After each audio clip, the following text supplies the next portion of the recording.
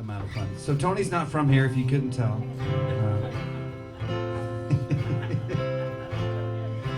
And we have had so much fun. So we met 10 years ago in Nashville. We were on the same bill at a small club, and we ran into each other and we listened to each other's songs. And I came up to him afterwards and I said, "Hey, I really like your stuff. Would you like to write with us?" And he was like, "Oh, okay." And so we wrote with another guy at the Nashville Songwriters Association International headquarters, and we have been writing songs together ever since. That wasn't a good song though. It was this guy's song that he wanted us to work on. But so then we wrote better songs. Yeah. Yeah. There's an old saying, you can't polish a turd.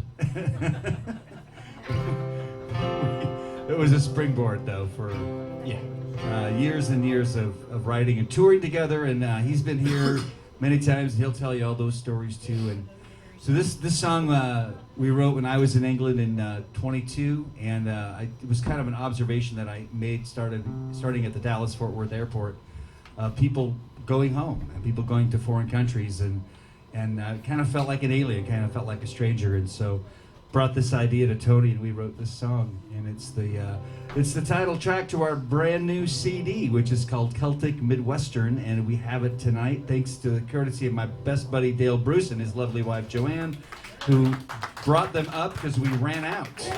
So it's a good problem to have. So this is called Where Is Home.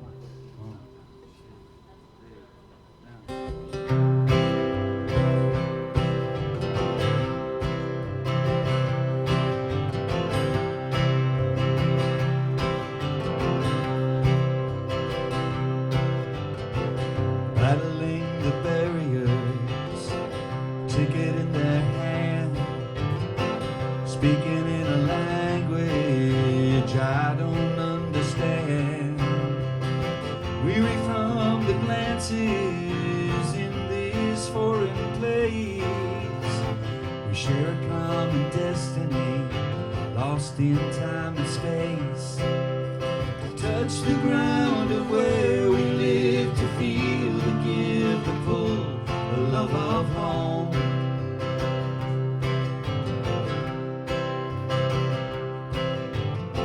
I feel like a runaway, escaping what I know. Tired of associations that just won't let me go. But so many deep connections keep me grounded where I stand. Would I ever have the courage to live in another land? I love the place I'm from, but sometimes wonder if this really is my home.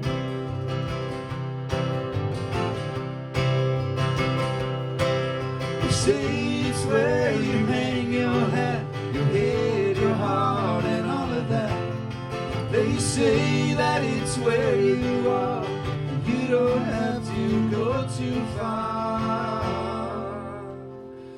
But where is home?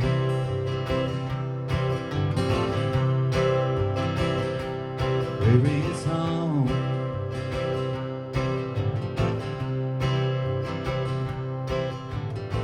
My routines and rituals are changing every day, with the comfort of strangers to guide me on my way. Restlessness surrounds me as a blessing and a curse. Wanderlust or wandering, I don't know which is worse. Am I just lonely or alone? Different destinations could be home.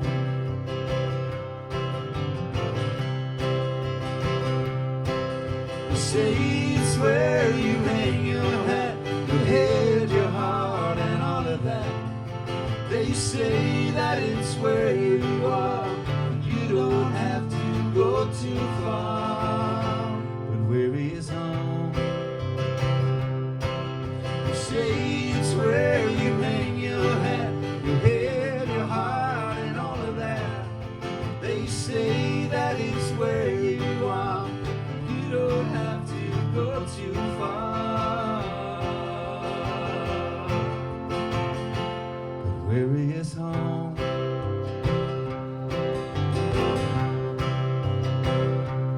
Where is home?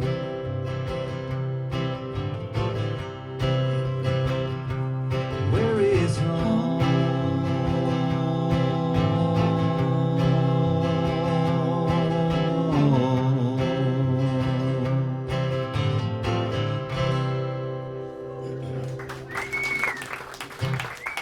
Thank you very much. Thank you.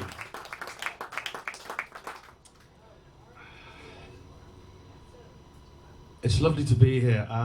Thank you so much for coming out and for making us welcome. In Ireland we say slancha. Would you all raise your glass and say slancha for me? Slancha. That's cheers in Irish. Thank you.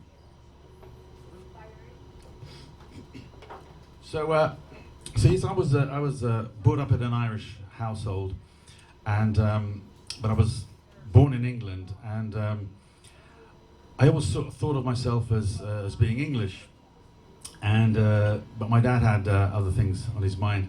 His Sunday ritual was mass at 11 o'clock in the pub by midday, and then he would sort of stagger home about 3 in the afternoon. And one Sunday he came in, and I don't know who he'd been talking to, what he'd been on his mind. And I was sitting watching the telly, I was watching some football, and he stroked my head, and he said, "Tony, don't ever forget that you're Irish." And I said, "Well, no, Dad, I'm English." He said, "Oh, no, son." He said, "You're Irish." And I said, "Dad, I was born in England." He said, "Tony, if a dog's born in a stable, it doesn't make it a horse." Yeah. So from that day on, I was Irish. And so this song is about the Irish experience. The Irish have always travelled the world, and mainly because, you know, they've been forced to. Things that have happened, sometimes natural, sometimes put upon by other nations who will remain nameless. And so the first verse of this song is dedicated to my grandfather. He fought in the Irish Civil War, and he was on the run from the British Army that was called the Black and Tans, and he escaped away to Scotland. The second verse is dedicated to my father, who left Ireland to go and join up in the Navy to fight in the Second World War. And the third verse is really for the Irish everywhere, because wherever you go in the world, you will find the Irish. You know, I imagine if you made your way through the Amazon jungle, eventually you'd come to a clearing, and there'd be an Irish pub there, with a fella saying, "Is it a Guinness now?" So it just seemed, and I certainly am guilty of that. I think I have a reckless Celtic heart.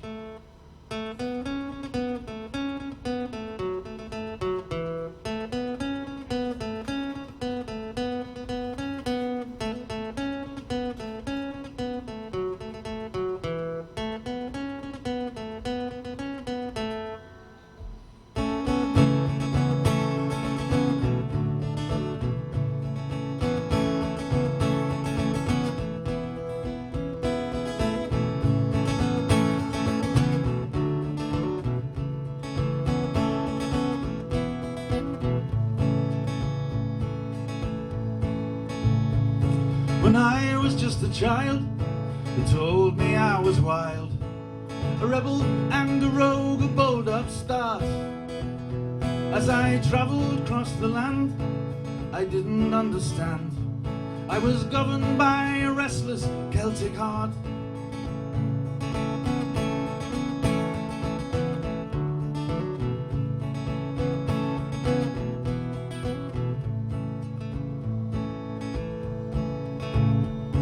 In 1924, Paddy landed on England's shores, full of hopes and dreams and battered Catholic guilt, where he often heard the cry, "No Irish need apply." So he kept on moving on the roads he built. My granddaddy ran from the old Black and Tans. He was fighting to make a brand new start. And now as I move along, it helps to sing this song.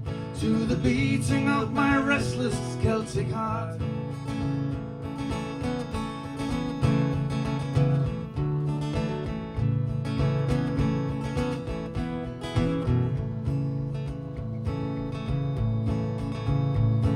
In 1943, Jimmy went to sea in a uniform to make the ladies smile. But no matter where he'd roam, he never found a home that could match the lure of Erin's sacred isle. My granddaddy ran from the old black and tans. He was fighting to make a brand new start. And now as I move along, it helps to sing this song to the beating of my restless Celtic heart.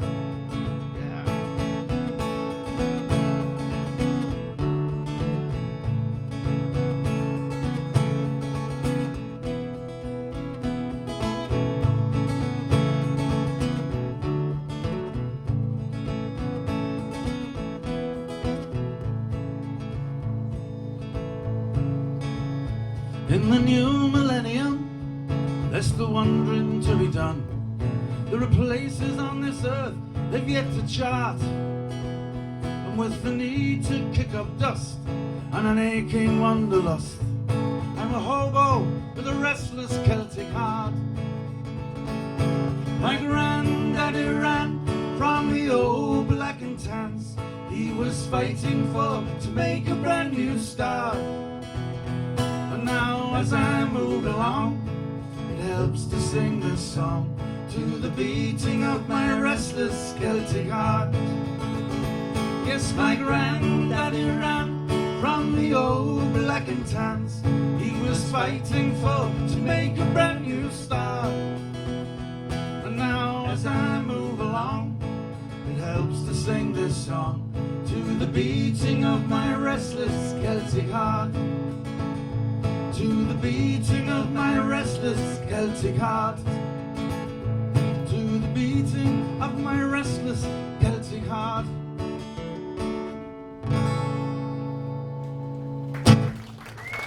Thank you.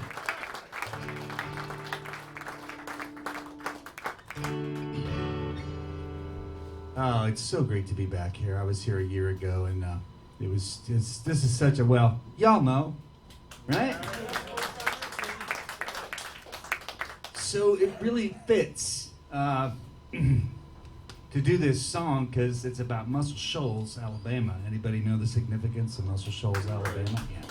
Some of the most fantastic music ever recorded there, from the soul music to the Rolling Stones, to Lynyrd Skynyrd, to Dylan. I mean, pretty much everyone. And those players were just so, no pun intended, so instrumental to the music that all of us listened to as we grew up. So in 2014, I went down there and I visited Fame Studios, and then I visited the Muscle Shoals Sound Studio, which at the time was gutted. There was nothing there. But I walked in and I could feel it. I could feel the spirit of that building, the presence of that, all the magic that had happened there. And the Tennessee River is really unique. They call it, the Native Americans down there call it the Singing River. And did you also know the Tennessee River flows backwards? It flows upstream. It flows upstream towards Ohio. It empties into the Ohio River, not the ocean like most rivers do. So the Tennessee River is really special, and we really think that's part of why Muscle Shoals has this vibe and this mojo, this spirit. And this fly and I are getting along really well up here. And I thought about that song in this place. What if the walls and the floors here could talk? Byron might buy him off and may say, hey, don't tell that story, but you can tell all the other ones. But I think y'all will really relate to this song, especially as it relates to Byron's. It's called Hallowed Ground. The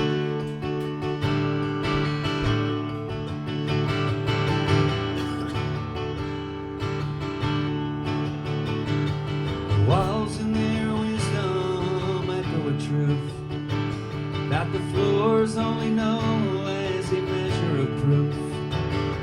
And what happened here was inspired This is hallowed ground.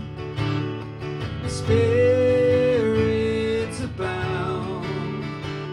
This is hallowed ground. Hear the sound.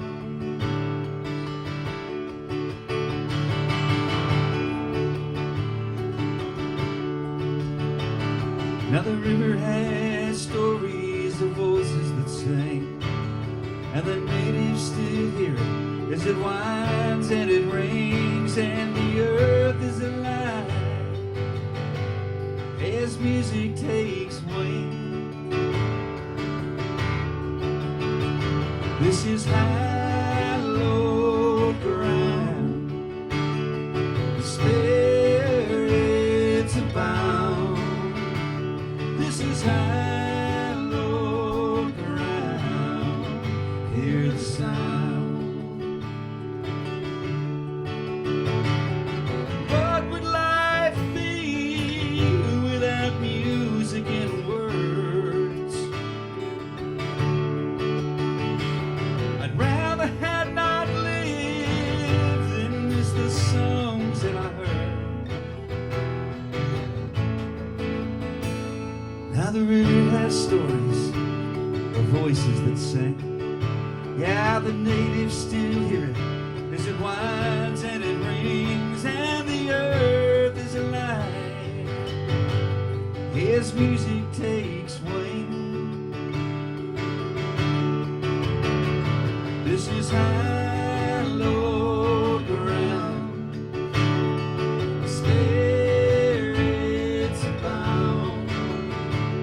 This is hallowed ground. Hear the sound.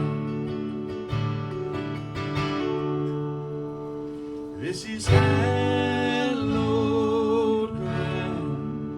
Yeah. Spirits abound. This is hallowed ground.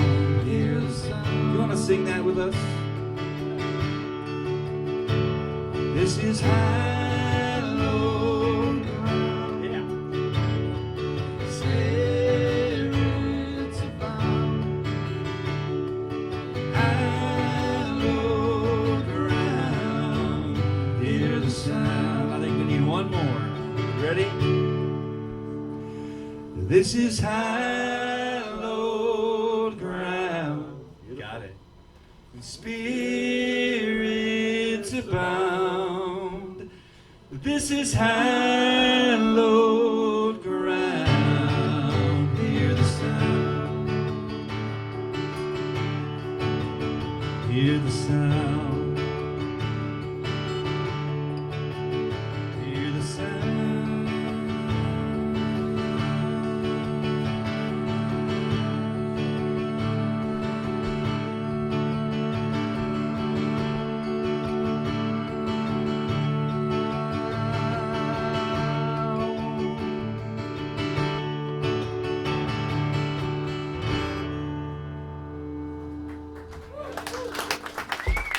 Y'all were great. Thank you so much.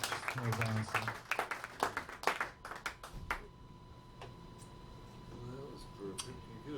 So I had a similar experience when I went to Muscle Shoals in 2015. Was it in my last chance to do? They all gone? No, they're good. All right. So 2015, I was promoting a record called Songs from the Last Chance Saloon. You can take a copy home with you afterwards. Little advertising there, see.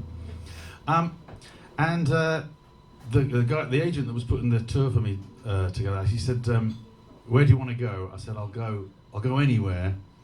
I said, "I'll play anywhere." I said, "But I must go to Muscle Shoals." And he took me at my word, and I was there for 3 months. I was here for 3 months. I played 17 states, 21 cities, and I drove 11,000 miles. It was quite a tour. I call it my American Odyssey, which is my other album, the songs that were written on the road. But I turned up at Muscle Shoals, and I went to the Fame studio where Rick Hall did all those sessions with Aretha Franklin and Wilson Pickett, and that pretty amazing. And then I went to the Muscle Shoals sound studio, and as Scott said, it had been gutted. In 1979, they'd moved to bigger premises, and they just basically left it as it was. But you can go in and you can walk round. And have anyone seen the documentary Muscle Shoals? You said it's amazing, isn't it? Such an amazing documentary. Well, in that documentary, you see Mick Jagger and Keith Richards. I think it's Wild Horses. They're writing on this orange sofa, and the sofa was still in there. And so I sat on that sofa. And if you go there now, they've done it all out as a big. It's like a tour, a museum now, kind of thing. Fantastic, but you can't sit on. And I nudged the person next to me. I went, "I'll sit on it." And I was sitting there and I was thinking of as many songs that I could think of that had been recorded there. The Staple Singers, Rod Stewart, Bob Seger, Paul Simon. I was going through all these songs. And then I thought, I'm missing a trick here. So I got out my little digital recorder and I put it on a stool. And I recorded me playing a song I'd written a few days earlier. So now I tell people, oh yeah, I've recorded at Muscle Shoals. Why not? But this is the song, as I was driving away, I had to pull over to the side of the road, get out my guitar, and I wrote this song. As I said, they call the Tennessee River the Singing River, and this is Set Me Down by the Singing River.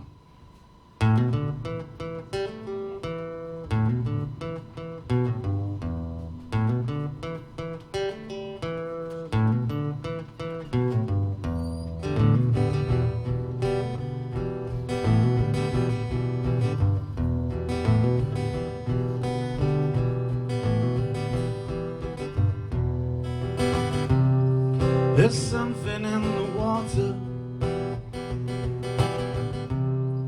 that's giving off that sound. I knew someday that I would be Alabama bound. So set me down by the singing river, let her wash right over me. Nothing in the world that I won't give her if she set my spirit free.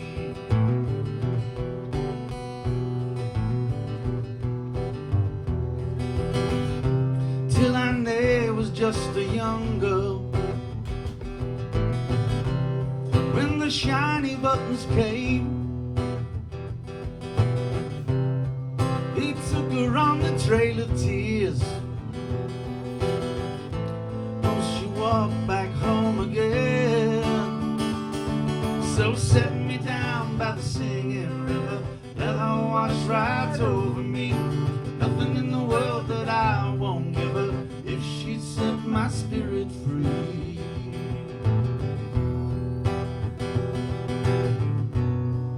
It's just like the wind and the rain.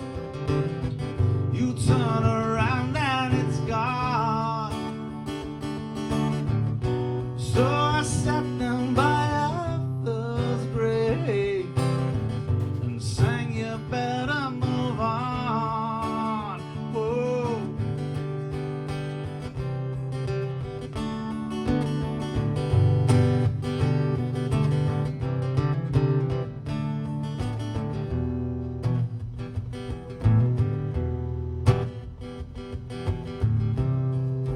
One man had a vision.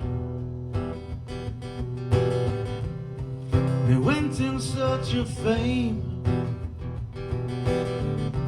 told the world that he was going to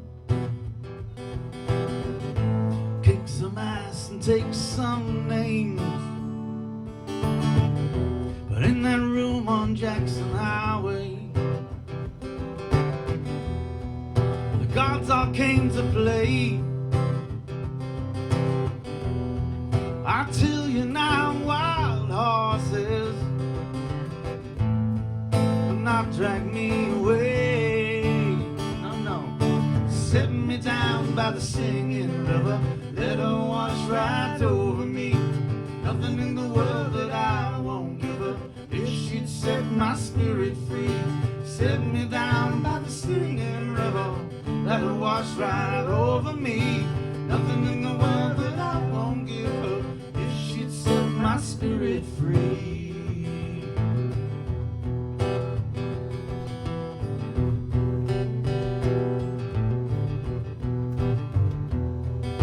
Set me down by the singing river. Sit me down by the singing river. Set me down by the singing river. Set me down by the singing river. Set me down by the singing river. Set me down by the singing river.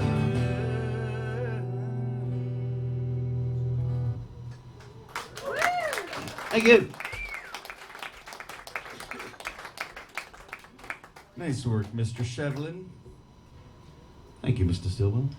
We have, oh my gosh, how many miles have we traveled in the last week? Oh boy, a lot. We've seen a lot of states. We've been through Illinois, Missouri, Iowa, Tennessee, Kentucky, Tennessee, Alabama, Mississippi. Mississippi. Avoid at all costs, please. Don't go to Tupelo, Mississippi. Don't go. We're working on that one, aren't we? Don't go to Tupelo. Oh boy, no.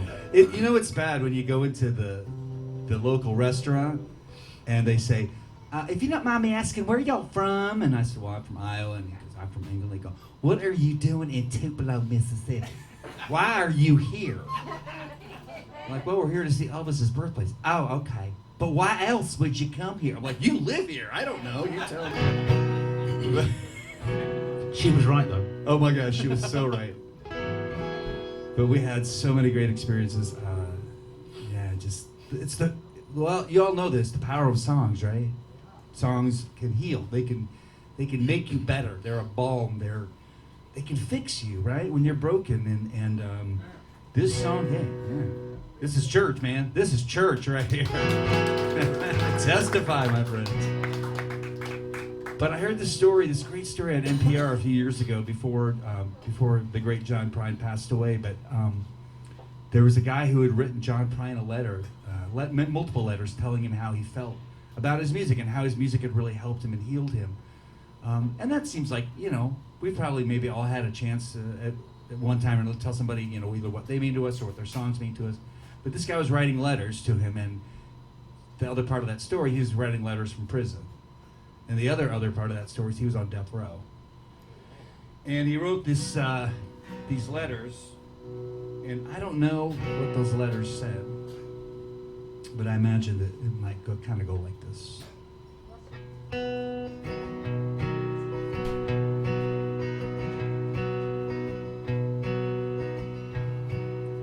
Dear Mr. Pride, thought I'd drop you a line. I ain't got nothing but time sitting here.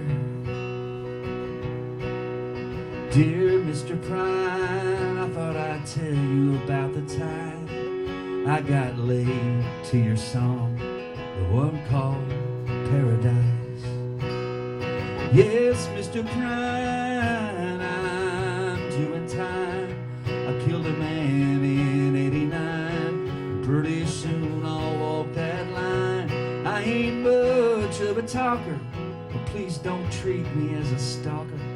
I just had to let you know your songs have saved me, Mr. Pride. Dear Brother John, I really like that song about Sam Stone. It makes me feel so not alone. And that song about Christmas in prison makes me realize I'm wishing I could be home again. Yes, Mr. Prime, I'm doing time. I killed a man in '89. Pretty soon I'll walk that line. I ain't much of a talker. Please don't treat me as a stalker. I just had to let you know your songs have saved me, Mr. Prime. Yes, Mr. Prime, I'm doing time. I killed a man in '89, but pretty soon I'll walk that line. I ain't please don't treat me as a stalker. I just had to let you know your songs have saved me, Mr. Prime.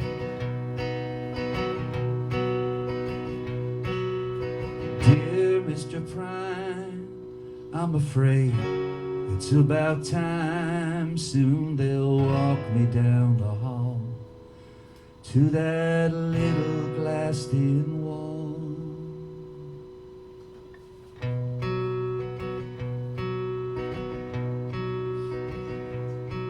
And as they put the needle in, I think about redemption and sin and hum a line to your song.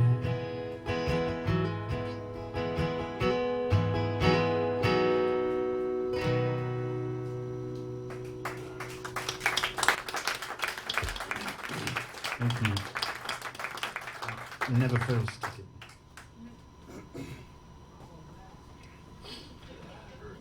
So, as I say, I was born in England. I was born about an hour south of a city called Liverpool. Has anyone ever heard of it? Yeah? Yeah, I thought maybe. And it's sort of held a special fascination for me. Growing up listening to the Beatles, seeing Hard Day's Night for the first time, where they're in the train carriage, and I was 4 years old, and I looked at, and I went, that's what I want to do for the rest of my life.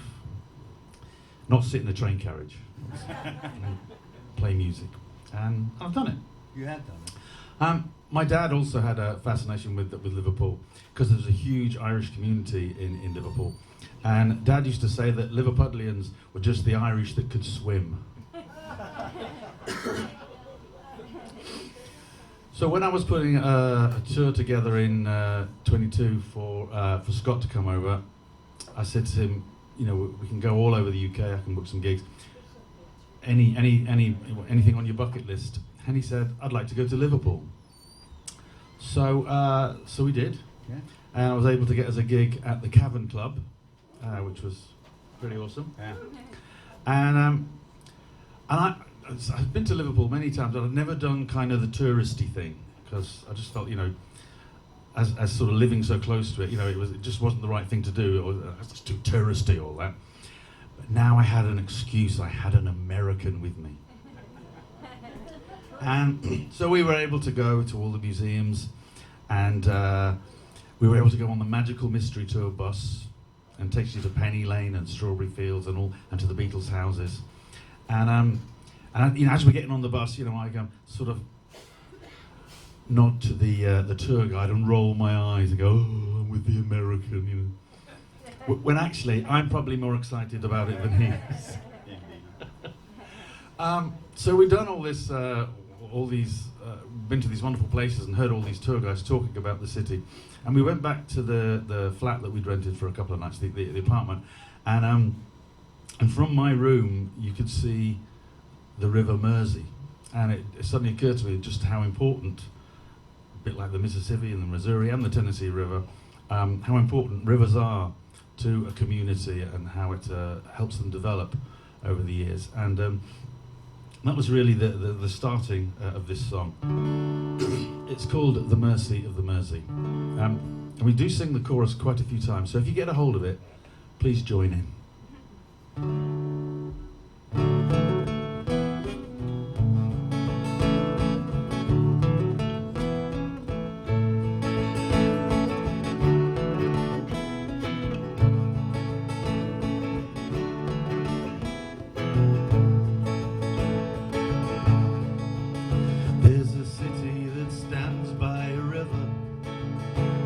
The edge of the wild Irish Sea, and that river has played such a part in the town's history. The Romans, the Vikings, the Saxons, they brought men who were vicious and cruel, and they sailed up the river and landed in old Liverpool. They're at the mercy of the Mersey. The city sings its song at the mercy of the Mersey. And the river rolls along.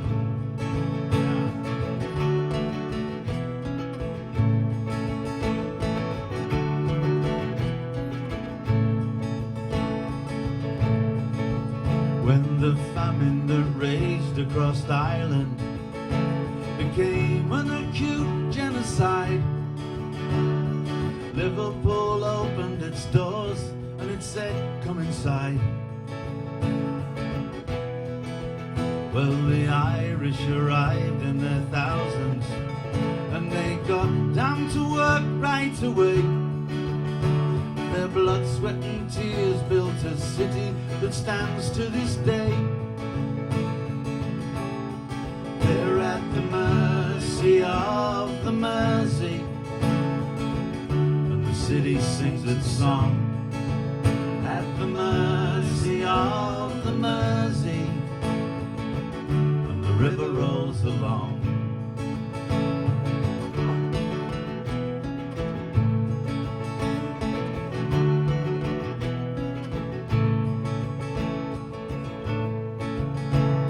American ships in the harbor, bringing new rock and roll 45s. Little Richard and Elvis and Buddy would change all our lives. The quarrymen learned and adapted, broke it down and then changed it around. And the world, it would soon twist and shout to the Mersey beat sound. They're at the mercy of the Mersey, and the city sings its song. At the mercy of the Mersey, and the river rolls along.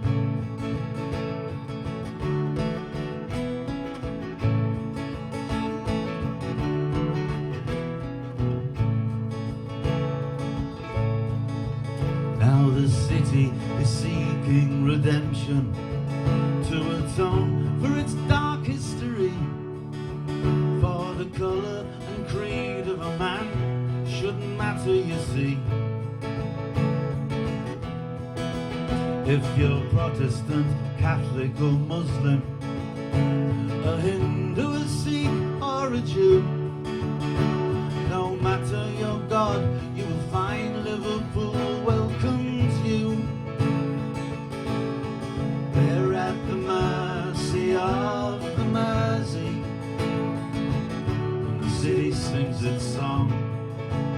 At the mercy of the Mersey, and the river rolls along.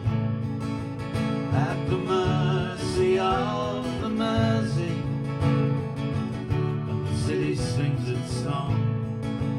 At the mercy of the Mersey, and the river rolls along.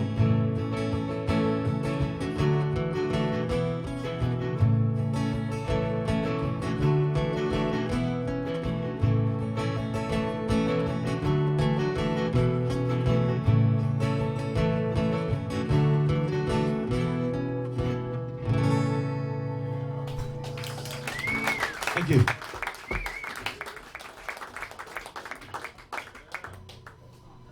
I'll tell you a guilty pleasure. So we have this recording called Celtic Midwestern, which is the name of our tour. So we're doing every single song on that recording tonight. So when you take it home and you purchase it and you take it home and you put it in your CD player that you undoubtedly have at your house, or if you have a car built before 2018, you undoubtedly have one. And but you know what? If you don't have a CD player, they make great coasters. If you have that wobbly chair in your dining room, they really can even it out. So it's a good investment at $10. But we have. And if I don't go home with some money, my wife won't let me come again. Oh yeah, that's right. Yeah, she's made it pretty clear to me that she needs a new pair of shoes for sure. Anyway, so we did this recording 4,000 miles apart. His engineer Ian in England and my engineer Bob here, and Ian kind of became my engineer. Bob kind of became your engineer. We all just kind of worked together, and it just.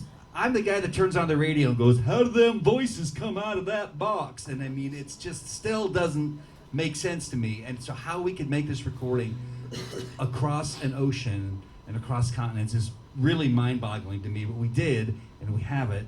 And This is the only place you can get it is on the road. And my good buddy, like I said, my good buddies Dale and Joanne had to stop at my house and pick some up before they came up here from Des Moines because we sold way more. We sold out, and so it's really, really great. So, but the coolest part about this song, that song, Mercy of the Mersey, was that I got to sing harmony and sing Mercy of the Mersey. Because, you know, our hard Midwestern R's wouldn't work in there. You know, the Mercy of the Mersey, it just wouldn't have worked very well in there. Yeah. Your accent was fab.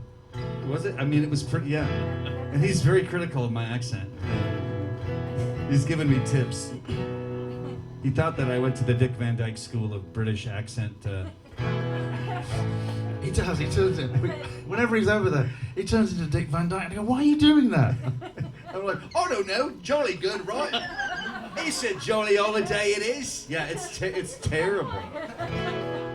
Well, over there, when you, like, here we're Midwest nice, and if you're in a crowd, you bump into somebody, go, oh, excuse me. Well, you don't do that in England, because they think you're being sarcastic and rude, kind of. So you say, sorry, but you say it so many times, and so you say, sorry. So I bet for about 2 months when I came back a couple of years ago, I'd bump into somebody, sorry. They're like, what the hell is wrong with you? I said, well, there's a list. But I wrote this song several years ago. It's about, sometimes we just like to fly by the seat of our pants, right? And not pay attention to the details, but sometimes you have to. And the one detail that I forgot to tell Tony was that this song that I wrote a few years ago, I had changed it and changed how it goes, basically, how the rhythm is. And for some reason, it's kind of got kind of a Jimmy Buffett vibe now, which is not a bad thing. And but that was a little surprising to you, wasn't it? Just before the gig. Yeah. Before the first gig. Yeah, that was... Oh, by the way, this is called Details.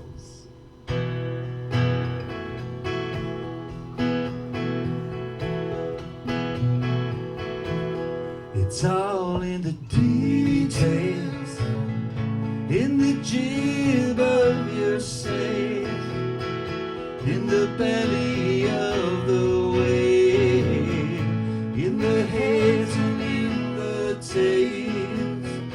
If you miss them, you might find mistakes of the truest kind, even though it's where the devil spends his time. It's all in the details. I wondered and I wondered true what it was I was supposed to do. In an instant my plan fell through, 'cause it wasn't mapped out.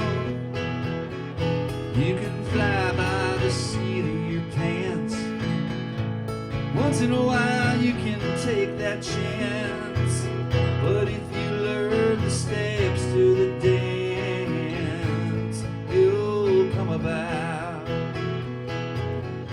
'Cause it's all in the details, in the jib of your sail, in the belly of the wave, in the heads and in the tails. If you miss them, you might find mistakes of the truest kind, even though it's where the devil spends his time. It's all in the details.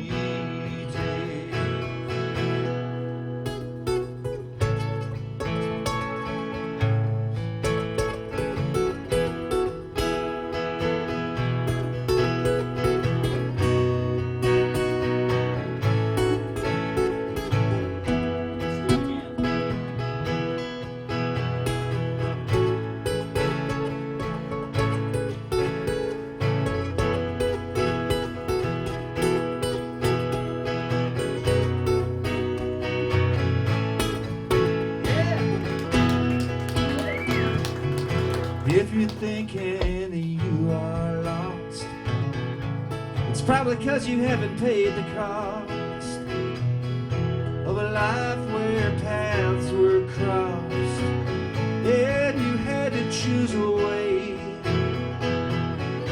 Take your time to make a plan. Tell yourself where you stand. You'll find your promised land someday.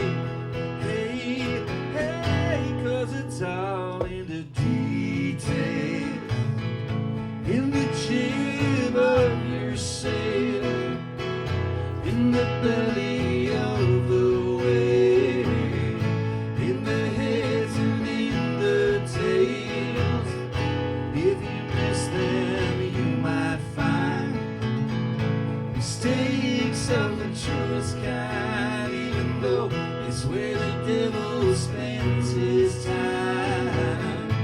It's all in the details, even though it's where the devil spends his time. It's all in the details.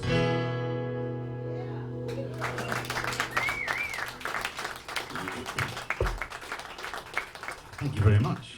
Also, speaking of not being prepared, I threw that. Hey, do that one more time. Just at him right now. Isn't he great though? My gosh, he just came up with that. So good. Thank you. One of the great things about what I do, traveling across your wonderful country, is the people that I meet. And you know, because sometimes you get a bad press in the UK because we only get the shitty stuff, you know, that makes the news. And I said, it's not like that. They're not like that. I know these people. They're wonderful people, and they do anything for you. And it's just been every time I come here, some wonderful things happen, and people help me. For instance, my guitar needed surgery yesterday after Friday night's gig, and so we called into what was it, Parkville, Missouri. Mm-hmm. Parkville, Missouri. I went in. I said, "Look, I've got a gig tonight." I said, "I need help. You know, my guitar's something's up with it. Can you help me?" And this guy, he wasn't the guitar player. He was the owner of the store, and he just he fixed it. And without him, I wouldn't have worked last night. You know, so and he wouldn't take any money for it. He just said, "I'm proud to help you, and you know, tell people about that we're not all like that." And so it was a wonderful thing. So good.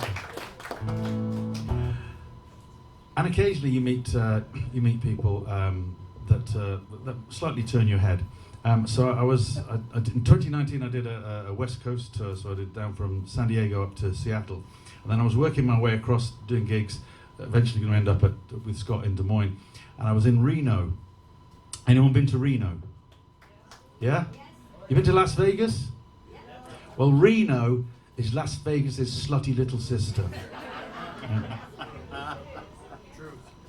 And so I said, there was this young guy on the bill, the same show that I was on, and I said to him, "Come on, let's go out afterwards." I said, "You know, take me to some down and dirty dive bars, come on." And he said, "Okay." So we went out, and he was good as his word. It was pretty down and dirty. And we were just sitting there chatting, and then this girl walked in, and every head in the place turned to the door. She was captivating.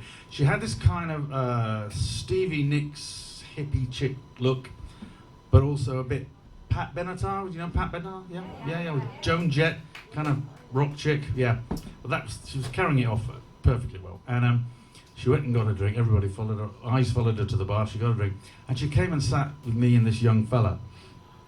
And I could see instantly there was an attraction between the two of them. And she was way out there, you know. She was, as I say, she was pretty mesmerising. And but my song antennae was raging. There's a song here. So I thought I'm going to keep in touch with him to see where this goes, and I'm going to get a song out of this, and I did. And I'll play it for you now. You got your harmonica ready? This is called Open Road.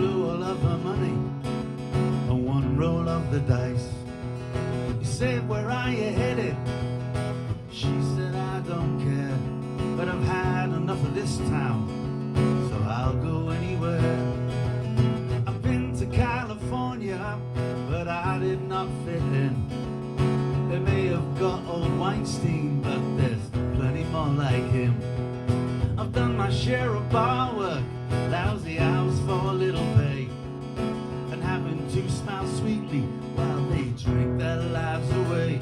Out on the open road is the only place to be.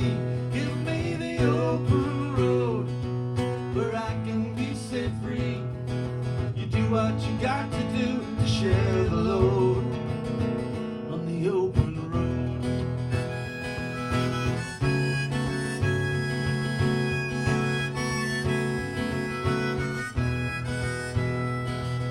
He said he gigs in Tennessee.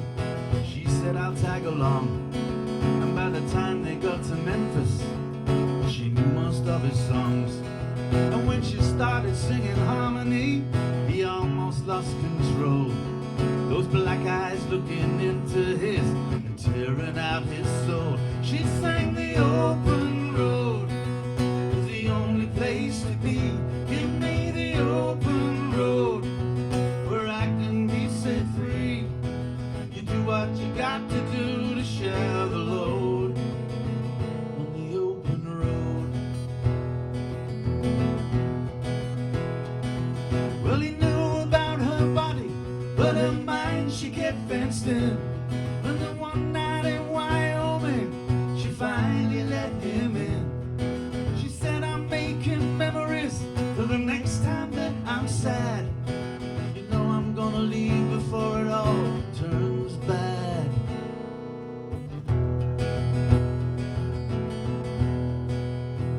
She left him sleeping in Seattle. She did not say goodbye. She never wrote a goodbye note to even tell him why. I guess they just ran out of road, money, time, and luck. 10,000 miles of memories in a beat-up Chevy truck. They share the open road. It's the only place to be.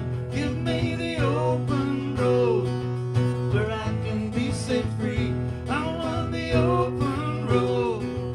It's the only place to be. Give me the open road where I can be set free. You do what you got to do to share the load on the open road.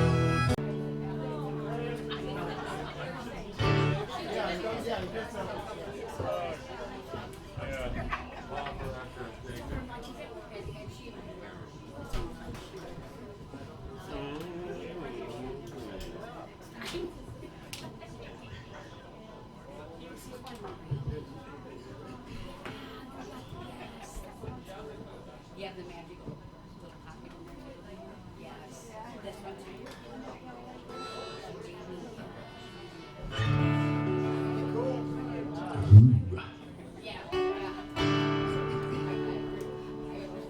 How we doing out there now? Had a break, got to go to the potty. We're all good. So, this fly is really gonna be troublesome. I don't know what it is about me. He's gonna fly in my mouth, I guarantee you, before the night's out. He's gonna go right in there. So we came from Omaha today, is where our show was last night. So we got to see all the back roads and highways and byways of Iowa that I don't ever get to see. I'm from Des Moines, so. I have never seen so much corn in all my life. But you know what I told him? I said, everybody, honestly, everyone in the country should come through this part of the world, because this is where everything comes from. This is where your food comes from. This is where all the products that are made by soybeans and corn, and this is where it happens. And it really is. Yeah, it really is. So, but we drove by. We crossed Highway 44, and I have this next song I wrote on Highway 44, because Highway 44, if you don't know, is called the Western Skies Scenic Byway. So we're getting close, and I point, I go, Tony, look, there's the sign. It really is. It does exist. I didn't just make it up. No. It is there. And It's on the CD. it's on the CD, the brand new CD that you can walk away with. Well, not walk away with. We'd like you to pay for it, but They want your money. and we saw the sign for Harlan. So the town of Harlan is mentioned in there. Anybody familiar with Highway 44, the Western Skies Scenic Byway? Traveling over to through the Luss Hills, and it's just gorgeous. And So I was on this byway one day. I just was struck by it. It was so beautiful. I mean, you could just see forever. The sky was gorgeous, and so I just pulled off the side of the road quick and scribbled some lyrics down, and then I wound it up. I thought I got to finish this song, so I wound it up at the Harrah's in Council Bluffs, and played a couple rounds of slots, and had a little in-room steak dinner and a couple of little tiny airplane bottles of Jack Daniels, and I wrote this song. It's called Western Skies. A 1, a 2, a 1, 2, 3.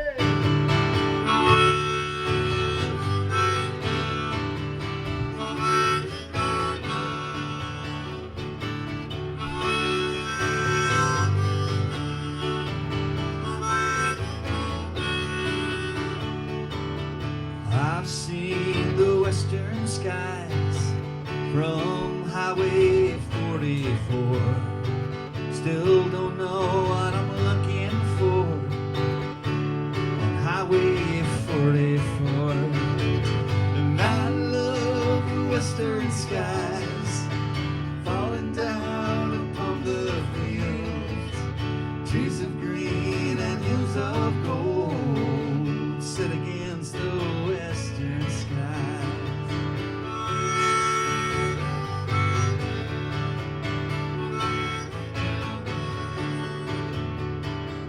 I've seen the western skies from Highway 44, 45 miles to Harlem town.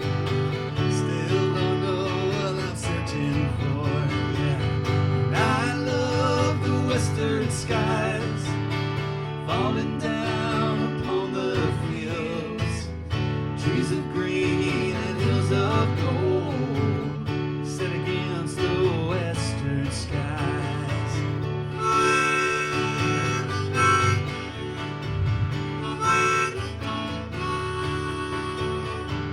I've seen the hallowed hills rising up above the road, hidden beauty off this byway. The highway carries my heavy load, and I love the western skies falling down upon the fields, trees of green and hills of gold sit against the western skies.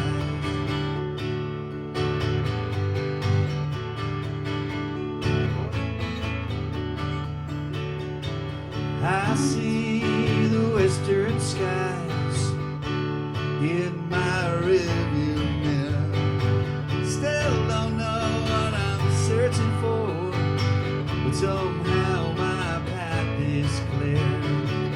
And I love the western skies falling down upon the fields, trees of green and hills of gold sit against the western skies. And I love those western skies falling down upon the fields, trees of green and hills of gold sit against the western skies. Trees of green, hills of gold sit against the western skies.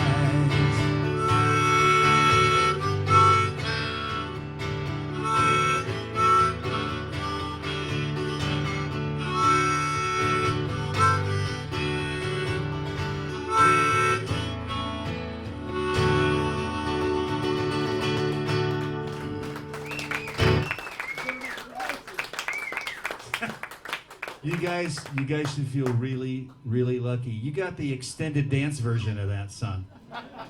You got the extra bonus verse that I just totally went, yeah, who knows? Who knows what happened, but it did. Not me. Not you. See how much we love you guys? We're giving you extra. We're giving you so much extra.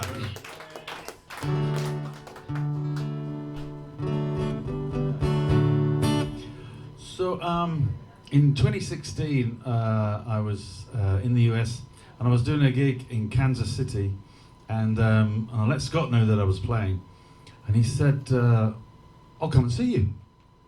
And I thought, wow, that's great, 3 hours to get down and see me.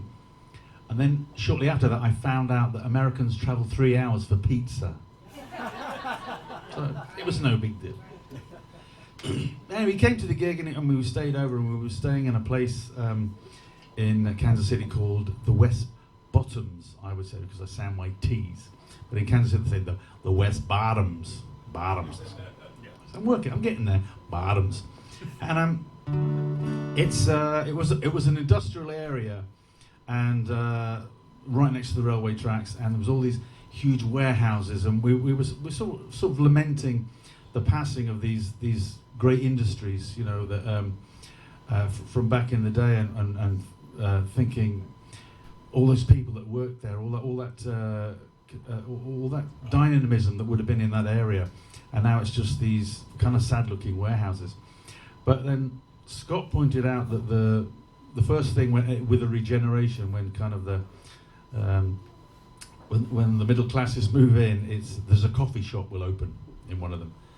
And we did find a coffee shop, and we had a coffee, and then we went back to where we were staying, and we wrote this song, which talks about, you know, the changes that have happened.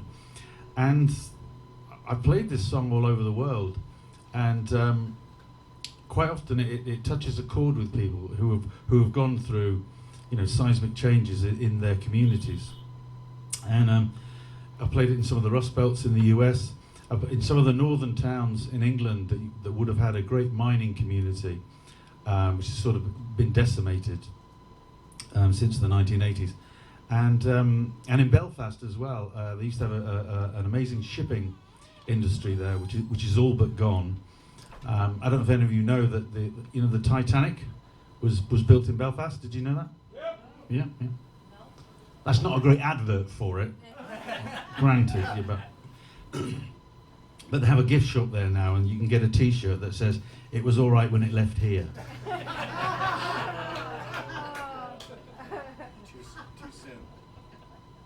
Too soon.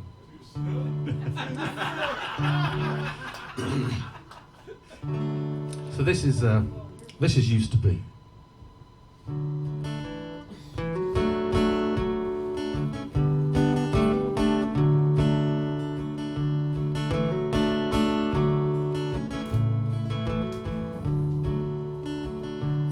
There's an old man sitting down. Watch the changes in this old town. He recalls the days of industry, and he longs for how it used to be. These old buildings once stood with pride, sons and fathers working side by side. Faded sign hangs from the factory, tells the story of how it used to be. And the sounds of workers in their routines has been replaced by espresso machines. I know it's progress, but it seems to me some things are much better now than they used to be.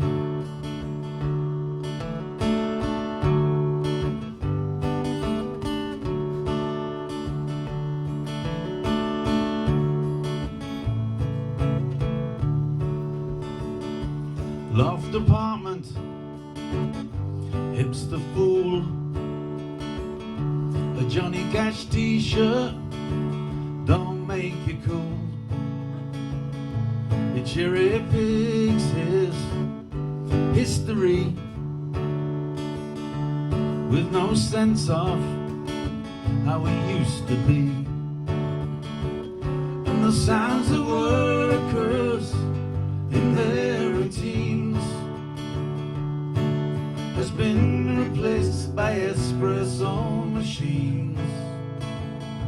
I know it's progress, but it seems to me Some things are much better now than they used to be.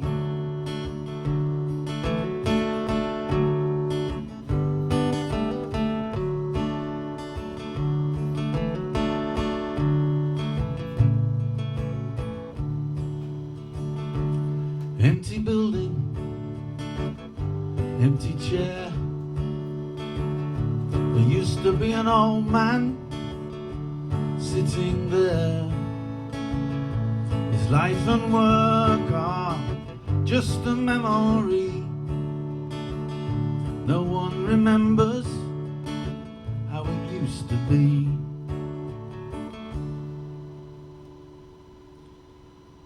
And the sounds of workers in their routines has been replaced by espresso machines.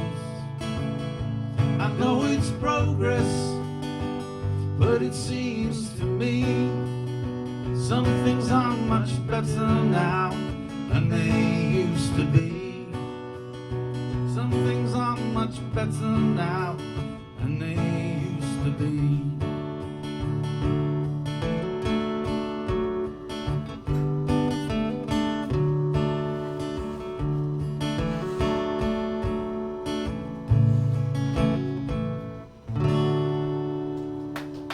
Used to be. Thank you.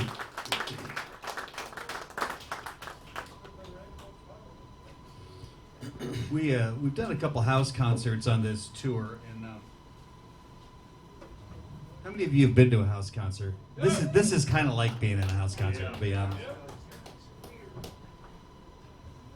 But we were one in Omaha last night, and you know, you guys are such a great audience because you've been trained by the master, right? You just, when you sit down, you shut the fuck up and you listen, and it's really a gift to performers. And Byron, you know that because you've done it for so long. But not everybody in a house concert gets that. So we did Western Skies, and this lady goes, "So where does Highway 44 start?" I was like, "Fuck, I don't know. At the beginning, I guess. I mean, I don't." And then people are getting on Google Maps. yeah, they're like, "Well, it goes to." I was like, "Oh my gosh!" And then when he did Mercy. No, wait, we haven't done that yet. No. But I said, now we all know where it is. Can we get on with the songs? Yeah, no. When he did Mercy of the Mersey, this guy goes. When he got done, this guy goes, I'm sorry. What's Mersey again?" The opening line of the song is, There's a city that stands by a river. yeah, duh. Anyway, so house concerts are great, but sometimes you just kind of go, why are people asking questions? And so we decided next house concert we're gonna do a public service announcement at the beginning. There will be a Q&A afterwards. A sign like that. Oh yeah. Oh yeah. Right. Exactly. Oh, there we go. Ah. There it is. I'm just gonna get a medallion. You know, just maybe I could buy that from Byron and just wear it around my neck at the next house concert. So I had the honor of going to England for the first time in 2019, and got to meet Tony's wife and his lovely family and all of his friends. But he's really smart. He's done enough international travel, and I had done none. And he knows that when you land, you need to hit the ground running. You need to keep moving. You know, don't let jet lag get you down. And so we went to this little borough south of London in Surrey County called Thursley. And I had done some research, and Thursley is where my family originated, literally in that spot. And so my last name is Stilwell. So they have these ponds that they had scattered around the countryside. They called them Stilwells. Duh, very creative. I'm glad that they weren't like, you know, Shit Pond or something. I would have had a really unique last name. Sewage Lagoon. Scott Sewage Lagoon. That's gonna be my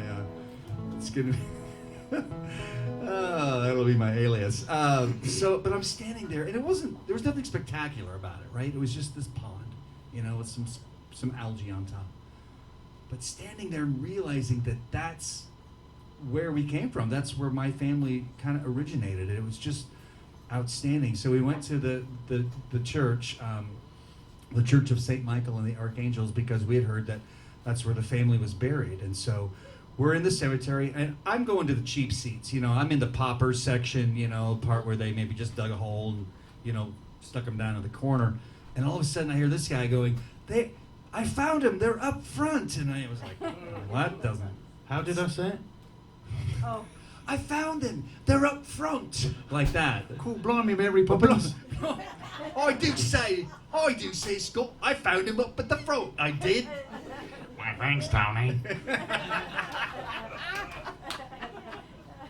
So, and I go up there, and there's these beautiful tombs at the front near the entrance of the church, which meant they were people of prominence. They were people of importance.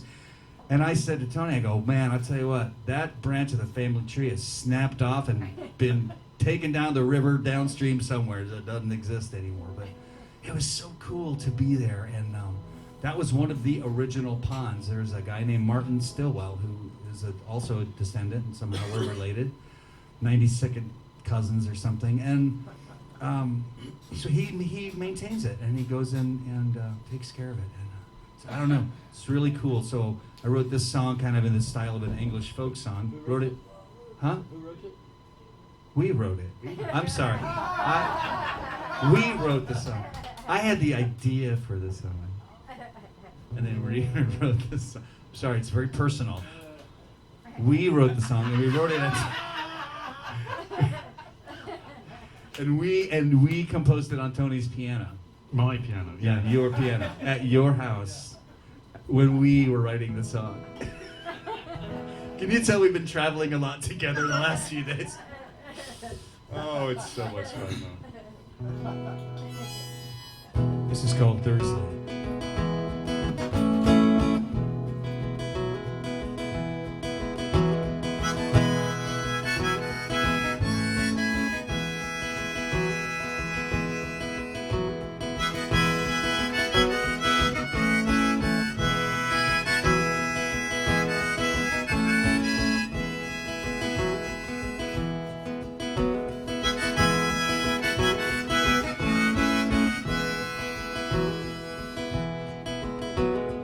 Where the road twists and the well is still, lower house sits at the foot of the hill, and I stand in the place where my ancestry will guide me home. Centuries ago they stood in this place, working their hearts, wind and sun on their face, vowing never to leave the space they called home. In the yard of St. Michael they rest in the earth, returning at last to the place of their birth. Though many have moved on to faraway lands, they stayed home.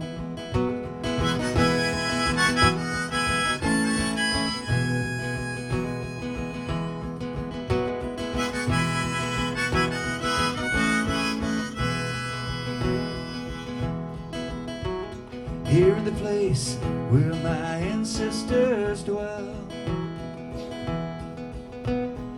I listen close for the tales they might tell. And I realized as I stood at the edge of the well,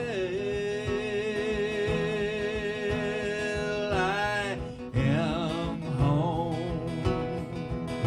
And in the yard of St. Michael they rest in the earth, returning at last to the place of their birth. But many have moved on to faraway lands, they stayed home. In the yard of St. Michael they rest in the earth, returning at last to the place of their birth. Though many have moved on to faraway lands, they stayed home. They stayed home. They are home.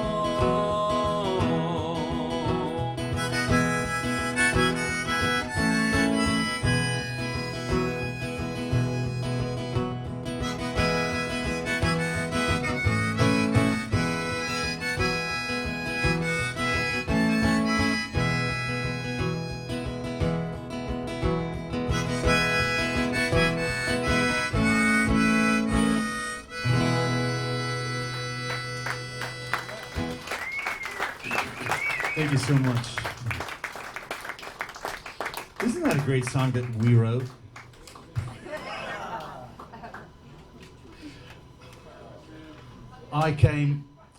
The chorus came to me while I was asleep, and I came running down and said, I've got the chorus. Yeah, and it was perfect because I wanted it to sound kind of like an old English hymn, like an old English folk song, and he's like the chorus is like la da da da da. I was like, there it is, that's it, it's great.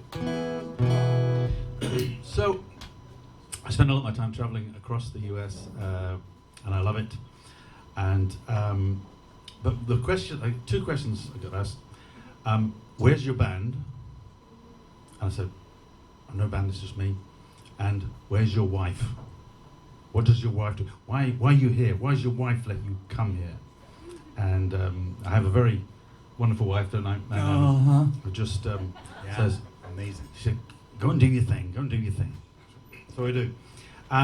So mainly, I would keep telling people. I say, "Where's your band?" So it's just me, a car, and a guitar. That's all it is. And I was saying this in 17 states: me, a car, and a guitar. And then one morning, I was leaving Texas. I was in Dallas, and I was driving back to Nashville. So I got up really early, and the hotel receptionist said, "Wow, y'all all up early." Ain't you? That was good, wasn't it? I was like, all right. Y'all up early. And I said, yes. Well, you know, another day, another town on this road that I'm running down. Oh! And I rushed to my car and I scribbled down those lines. And I literally, as I was driving across from Texas to Nashville, I had my digital. Oh no, that's a British car, isn't it? This I had my terrible trouble on the roads here. I had my digital recorder there, and I literally wrote this song as I was traveling across the US. And it kind of sums up my journey, really. It's called Traveling Man. Thank you.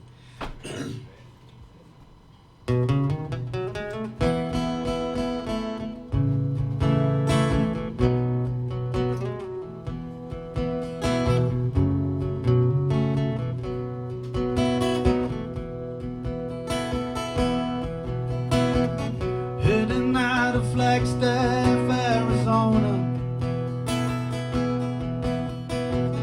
driving down a road that I don't know, trying to get to Tulsa, Oklahoma, 1,000 miles to make that show. Another day, another town, on this road that I've been running down. I'm making music anywhere I can, and I was born with a need to play to the rhythm of a lost highway. Just me, a guitar, and a car. I'm a traveling man.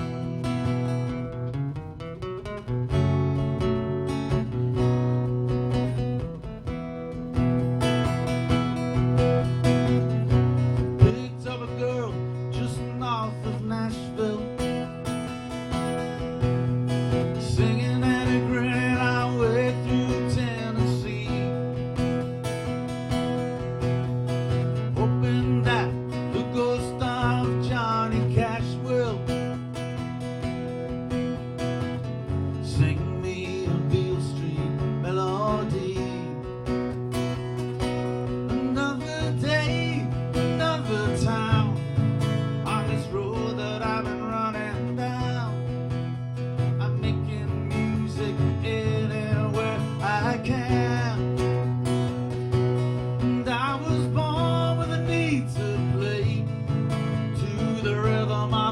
lost highway.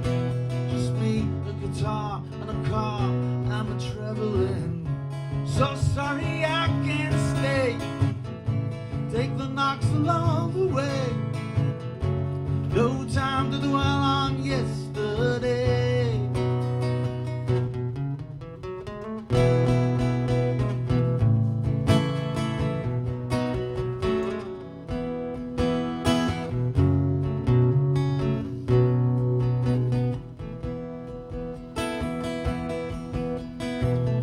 There was a town in Alabama. I thought that I might call it home,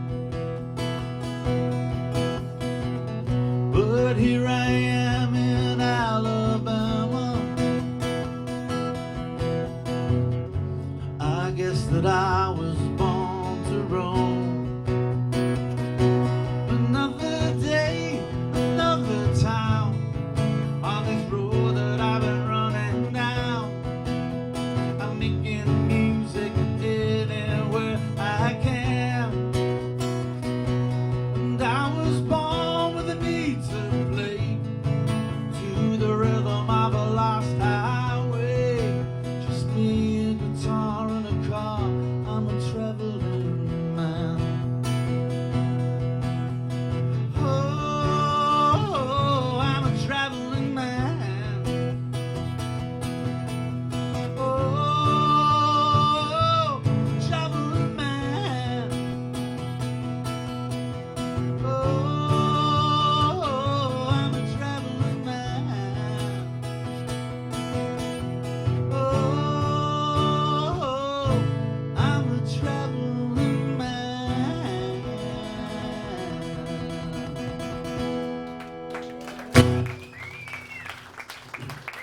Thank you.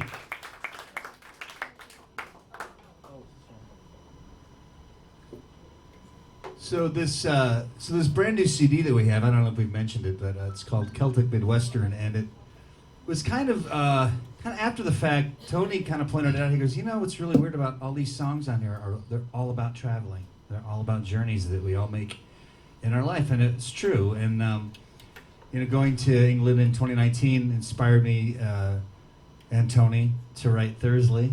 And when I was back there at 22, got to see more of the country. We went up, you know, north and got to see Leeds and Liverpool and the Peak District, which, if you don't know, is in northern England, and it's as close to mountains as they get. But it's just absolutely gorgeous. There's, you know, sheep all along the countryside. I was asking Tony, I go, how do those sheep stand on the side of that hill without falling down? He goes, oh, they're genetically engineered. One leg is shorter than the other. And he went, really? Just like that. Really? And Well, shucks. oh, darn it.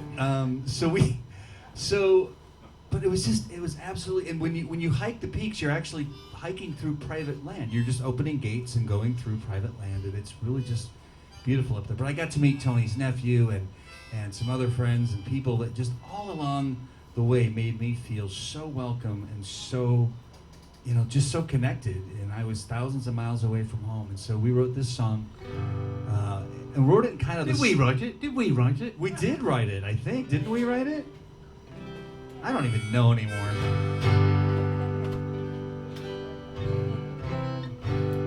I know you talk about it in your sleep because I stand over you and watch you when you sleep at night. That just got super creepy, didn't it? Really quiet in here. Oh my God. Yeah.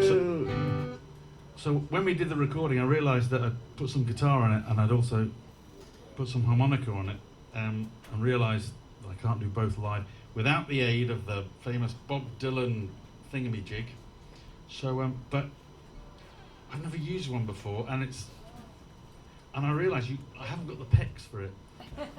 Because what you need to do is you just sing, and then you need to go. Never thought of that. You're right. It's tricky. He's like that awkward 13-year-old with the retainer and the appliance holder, you know, and so it's kind of... So we kind of wrote this in the style of kind of an English-Irish drinking song. So since this is a bar, I think it's super appropriate. On the chorus, if you have your beverage in your hand, this is going to be one of those swing your beverage kind of songs. You'll figure it out because y'all are smart. This is called Traveler's Song. 1, 2, 3. 2, 2, 3.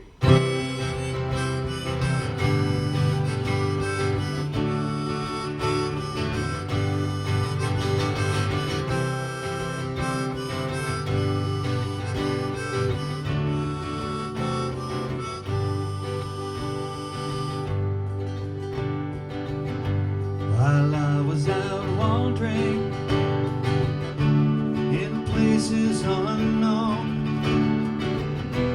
in cities and villages that were far from my own,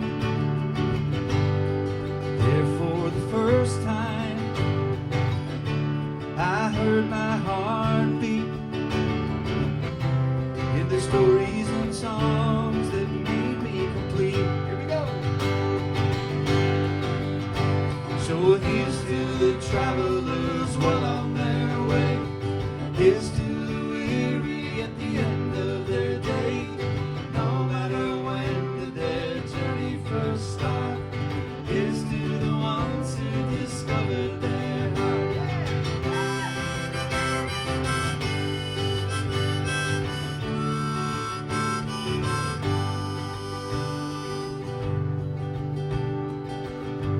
In the smile of a stranger, in the clasp of a hand, in a welcome embrace that became a command, that human connection, the friends that we make, the kinships that I know will not bend or break. So here's to the travelers well on their way. Here's to the weary at the end of their day. No matter when did their journey first start. Here's to the ones who discovered their heart.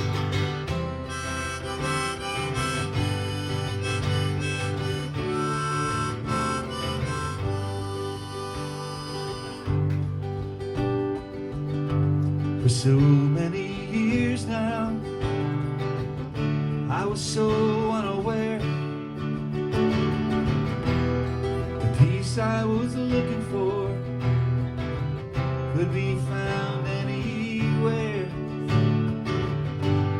In loved ones and landscapes, near the peaks by the sea. Out on a voyage of discovery. So here's to the travelers well on their way. Here's to the weary at the end of their day. No matter when did their journey first start. Here's to the ones who discovered their heart. Here's to the travelers well on their way. Here's to the weary at the end of their day. No matter when did their journey first start. Here's to the ones who discovered their heart. Here's to the ones who discovered their heart.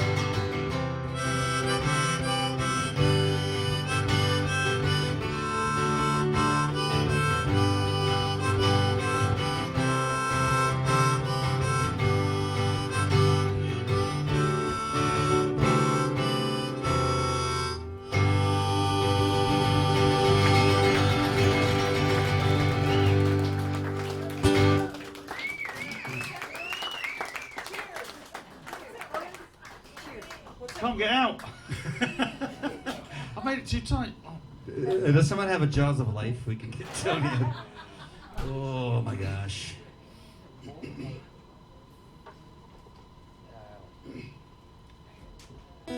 My God.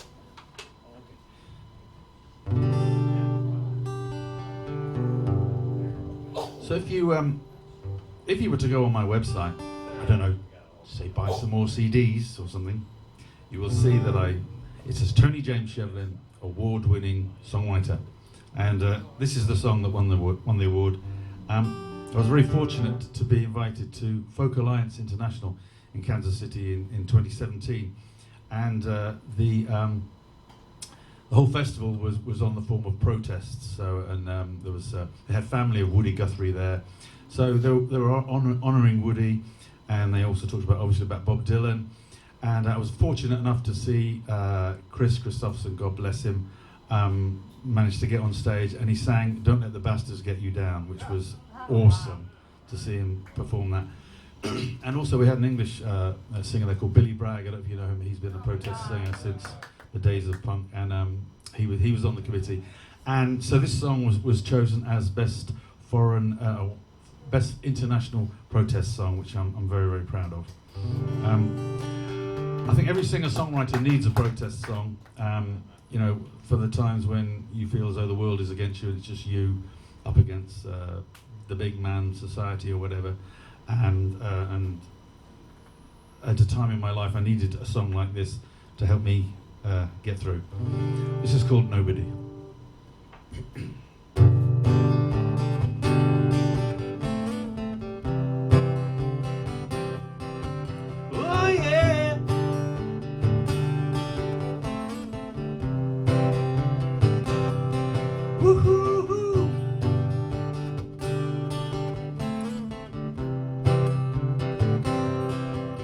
It's a natural reaction. It's acute anxiety. It's the bruising of an ego. Is that the way it has to be? It's the wool they cover eyes with. It's economics with the truth. That's the jailer, judge, and jury. People putting up the proof. Sneaking in the back door, cause I don't know what to do. And the man behind the counter says, tell me, who are you? I say, I'm nobody, but I'm nobody else's nobody.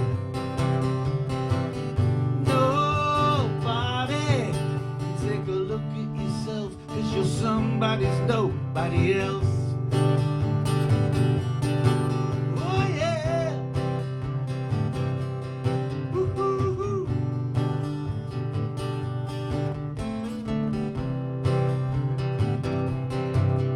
Stab you in the back, but not before they'd steal your shirt. While you're fighting on the front line, they be dishing out the dirt. But they cannot smear your name, cause they say you don't exist. You're just a number on a file, on a forgotten floppy disk. I'm not looking for a handout, just give me what I'm due. And the man behind the counter says, who the hell are you? And I say, I'm nobody, but I'm nobody else's nobody.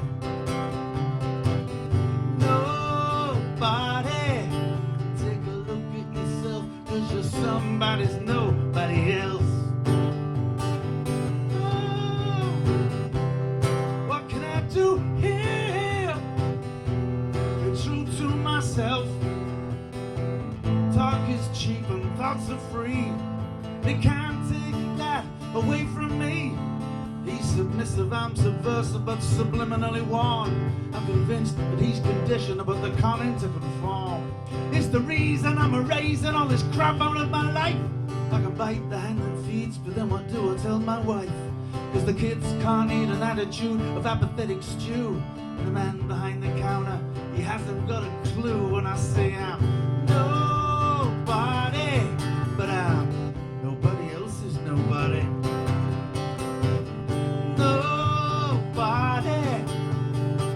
Nobody else is nobody. Nah, nah, nah.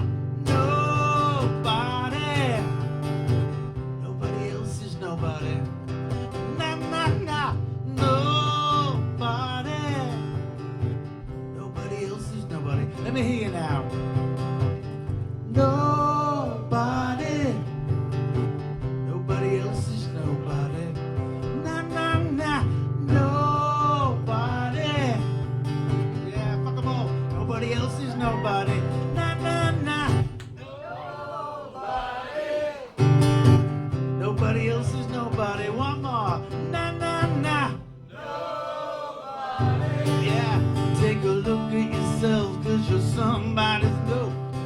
look at yourself, cause you're somebody's no. Take a look at yourself, cause you're somebody's nobody else. Oh yeah. Woo-hoo-hoo. Nobody. I'm nobody. Oh, but I wanna be somebody. Anybody. Just not nobody. Nobody. Nobody. Nobody. Nobody.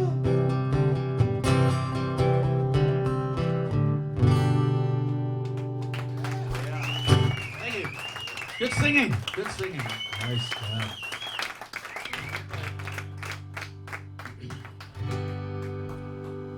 Well, as every folk songer needs folk songer. Oh, it's been a long Every week. folk song I need to sing. Every folk songer needs a singer. Every folk singer needs a protest song. Every folk singer needs a sad song. And I got a few of those, but this is kind of the creme de la creme. I'm a huge fan of old country music. And I was talking to a younger guy one day, and I go, man, I love old country. He goes, oh man, me too. I go, yeah, you love old country? Oh yeah, man, like Tim McGraw. And I'm like, no. Let's rewind the clock. Let's go back to George Jones. Let's go back to Lefty Frizzell. Let's go back to Webb Pierce, right? Let's go back to that. And I loved George Jones. I loved the way he delivered these songs. And I heard this really cool thing about George Jones one time. Someone said, George Jones doesn't sing sad songs. George Jones sings songs sad. And it was just, to me, it made so much sense. And I wrote this song at kind of a sad point in my life. I was going through a divorce, and I didn't know what I was going to do with myself, and I felt pretty lost. And so this song kind of came to me, and this is my sad song. It's called Bourbon Soaked Shirt.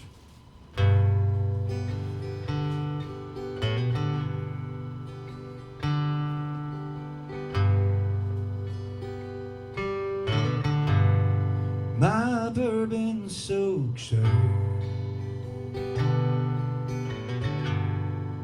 Well, it fits me real well,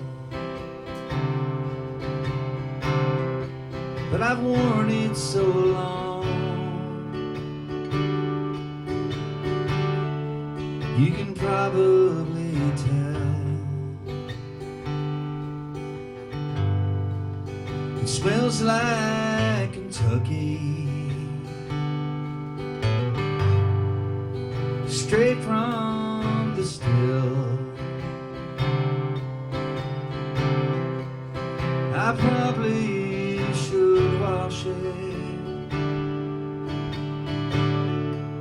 but I never will. My bourbon soaked shirt holds memories of her, the times that we had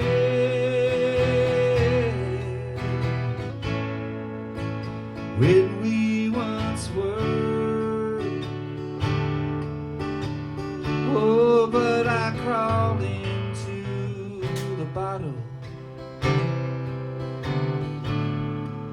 and I made her heart hurt. Now all I have left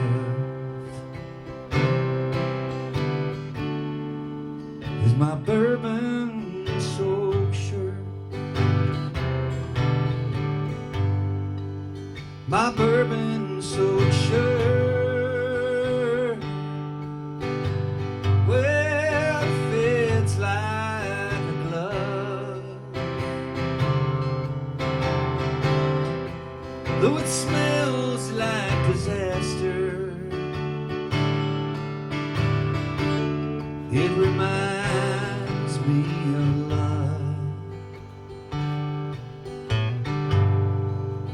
love that was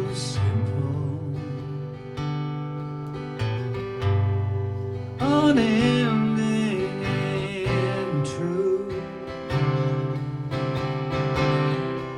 But somehow I lost it.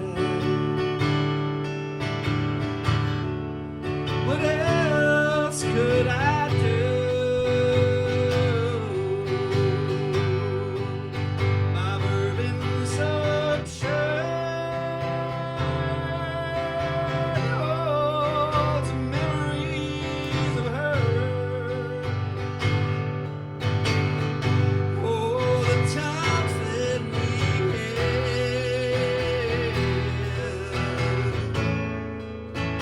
when we once were. Oh, but I crawled into the bottle and I made her heart hurt. Now all I have left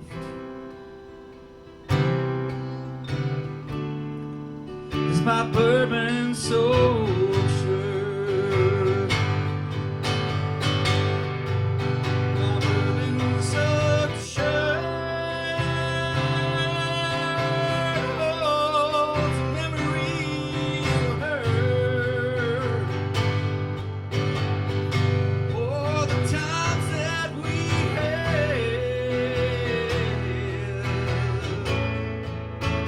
when we once were. Oh, but I crawled into the bottle and I made her heart hurt. And now all I got left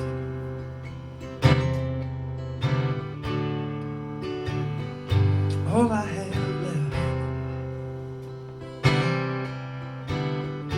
yeah, all I have left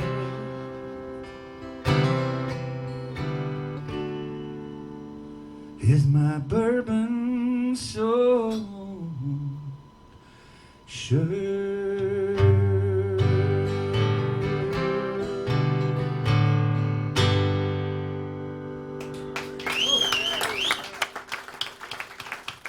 Thank you. Thanks so much. Okay, is this the last one of this? Are we good to do one more and then take a break?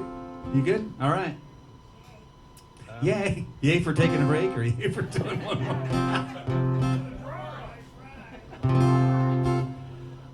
Just come for the drawing. The drawing. I love that.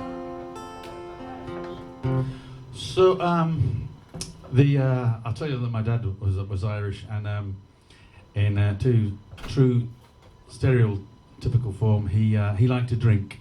He did like a drink, but he also liked a toast. Whenever we would gather as a family, if we were going to have a drink, there would be a toast, and so I collected a few of those together and put them into a song. So I'd like to do it for you now, but I think it's Father's Day, so you might not have your father here, but maybe hopefully they're watching down you, and if you have got your father here, I hope you're looking after them. So God bless to our fathers. Cheers. What's that Irish word? Sláinte. Sláinte. So this is called an Irish toast.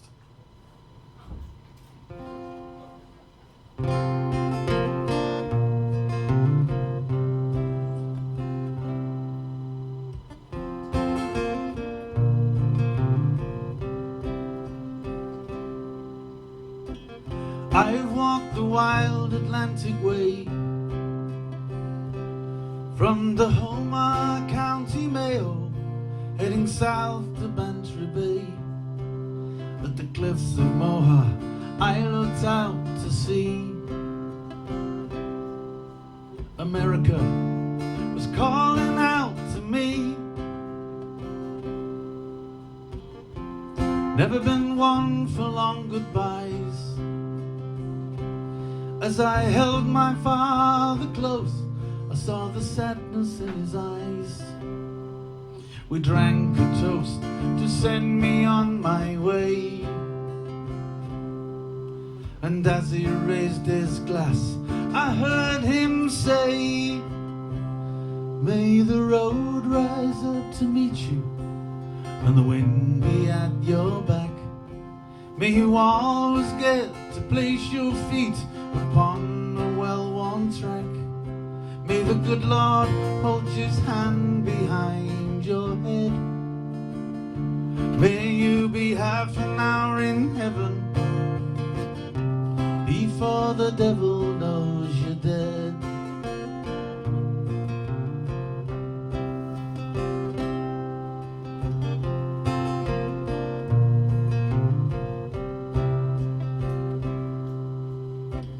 I've traveled right across this land,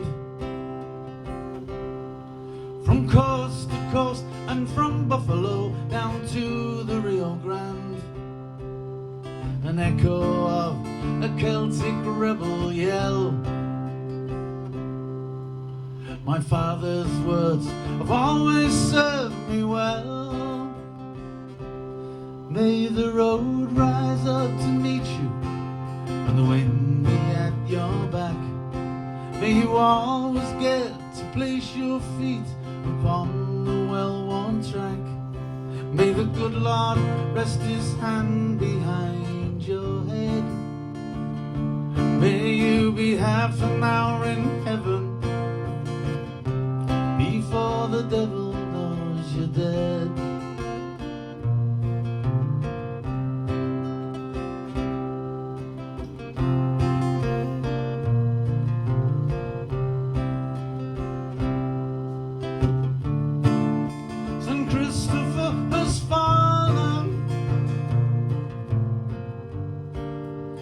I don't really care.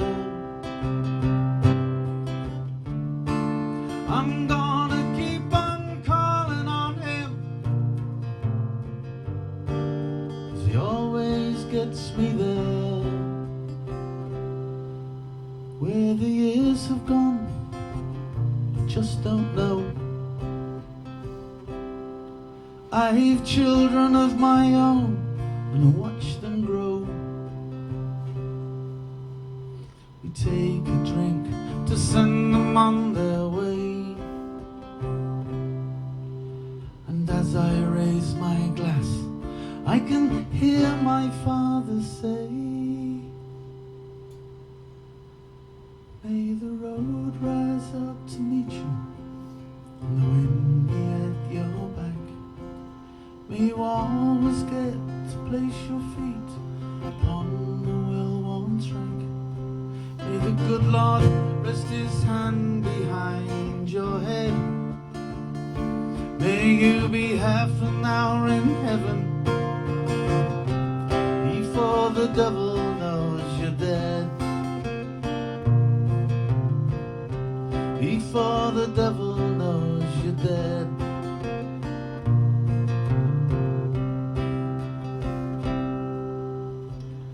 I have walked the wild Atlantic way. Thank you.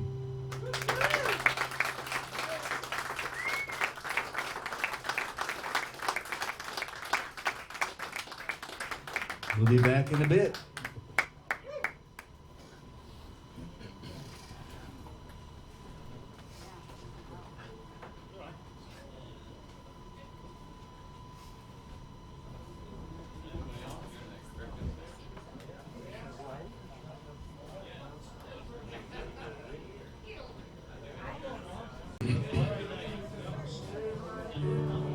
Hey, if y'all can stand one more, we're going to do one more for you to close out this beautiful night. The Byrons. When I booked this show and I was giving Tony our schedule, and he goes, so what exactly is Byron's? Is it a restaurant? I said, you know what? Why don't we just go there and you figure it out? And I think he has definitely figured it out.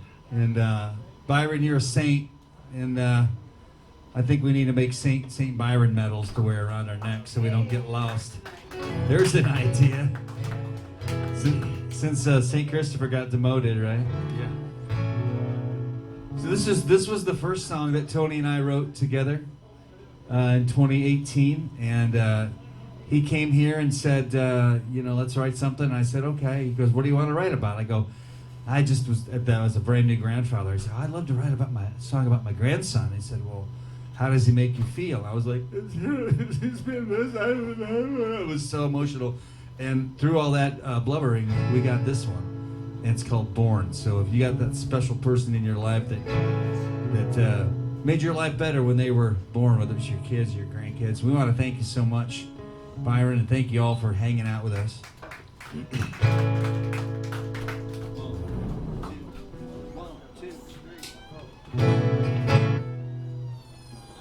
You good?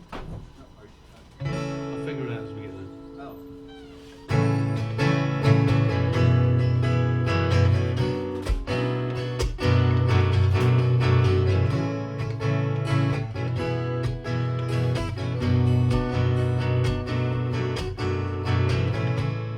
I was lost till I held you for the first time. Count the cost. This was not my worst time. It's true. It's you. You're my anchor, you're my rock, you're my compass when I'm lost. You're my refuge in life's storm. I was drifting in the wind, lost my faith in everything. Down and out, my heart was war. Till the day that you were born.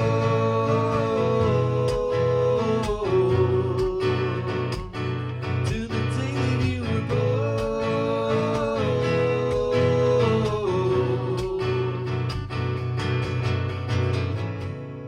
Looking for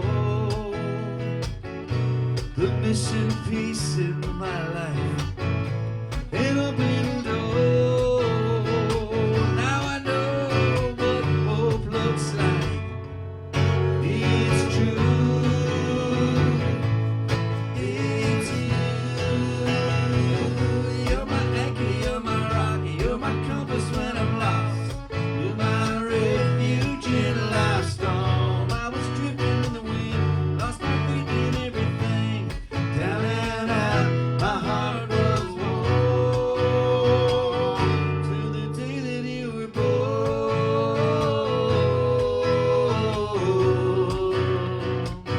Till the day that you were born.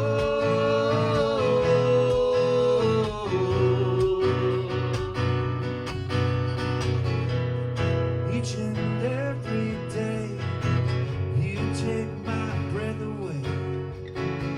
Without you here, I am complete. You're my anchor, you're my rock, you're my compass when I'm lost.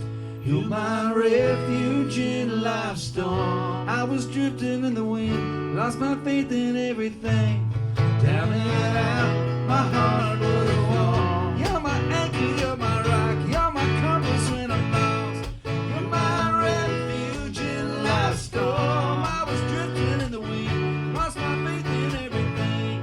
Down and out, my heart was warm. To the day that you were born.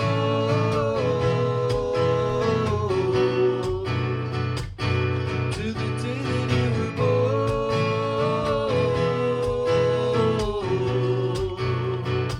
To the day that you were born.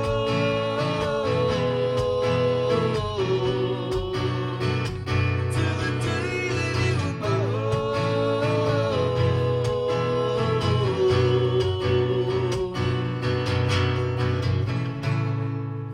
Mr. Tony James Shelvin over here. Thank you. Thanks for having me. Thank you guys so much. Scott Stilwell. Thank you. Thanks again. Love you, Byron. On after one more. Can we get one more? You got one more? Can I do a cover? Sure, you can do it. Can I do a cover? Is that all right? Yeah, that's all right.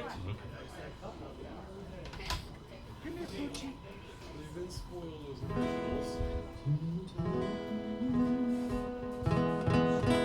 So, when I was growing up, if my mum we had a radiogram, which was had a radio and a record player in it, and it was always a fight between my mum and dad. And if it was my mum, it was either the Beatles or Frank Sinatra, and if it was my dad, it was traditional Irish music, or it was country and western. And one of his favorite albums was an album called Gunfighter Ballads and Trail Songs. Yeah. And the first track on there is called Big Iron. And I didn't realize till much later on how important that song was to me in my development as a musician and as a songwriter, and lyrics in particular. So fast forward to 2015, I've got a gig in Santa Fe, and I recalled the song that the song Big Iron, that it was the town of Agua Fria, right? So I tracked down Agua Fria. It's kind of been subsumed into Santa Fe, but I figured out where it was, and so I found what would have been the main street in Agua Fria, and I pulled up my car, and I got out my guitar, and I said to this there was this Mexican chap running this fruit store, and I said, "Do you mind if I sit down and sing a song here?" It was one of my father's favorites. I've come all this way just to perform this song. And he said, "Yeah, away you go, away you go." So I sat down on the curb with my guitar, and I started playing Big Iron. And I'm halfway through it, and a police patrol car pulls up, and he winds down his window, and he's looking at me, and all I heard the Mexican gentleman, he said, "Loco Inglese, Loco Inglese," and the cop went, "Fair enough," put up his window, and off he went.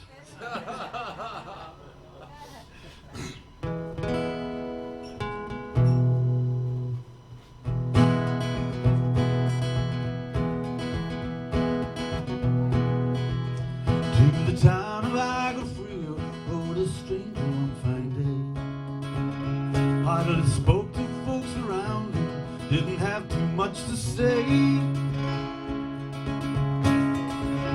He's an outlaw, loose and running, came the whisper from each lip, and he's here to do some business with the big iron on his hip, big iron on his hip. It was early in the morning when he rode into the town. Came riding from the south side, slowly looking all around. No one dared to ask his business, no one dared to make a slip. With a stranger there among them, bore a big iron on his hip, big iron on his hip. In this town there lived an outlaw by the name of Texas Red. Many men had tried to take him, and that many men were dead. He was useful and a willow, though the age of 24, and the notches on his pistol numbered 1 and 19 more, 1 and 19 more. Well, the stranger started talking, made it plain to folks around. Was an Arizona Ranger, wouldn't be too long in town. He came here to take an outlaw back alive or maybe dead, and he said it didn't matter, he was after Texas Red, after Texas Red. Well, it wasn't long before word was relayed to Texas Red, but the outlaw wasn't worried, men who tried before were dead. 20 men that tried to take him, 20 men that made that slip, 21 would be the ranger with the big iron on his hip, big iron on his hip. Well, the morning passed so quickly, it was time for them to meet. It was 20 past 11 when they walked out in the street. Folks were watching from the window, everybody held their breath. They knew this handsome stranger was about to meet his death, about to meet his death. There was 40 feet between them when they stopped to make their play. And the swiftness of the ranger is still talked about today. Texas red had not cleared leather when a bullet fairly ripped, and the ranger's aim was deadly with the big iron on his hip, the big iron on his hip. It was over in a moment, everybody gathered round. There before them lay the body of the outlaw on the ground. Well, he might have went on living, but he made one fatal slip. He tried to match the ranger with the big iron on his hip, big iron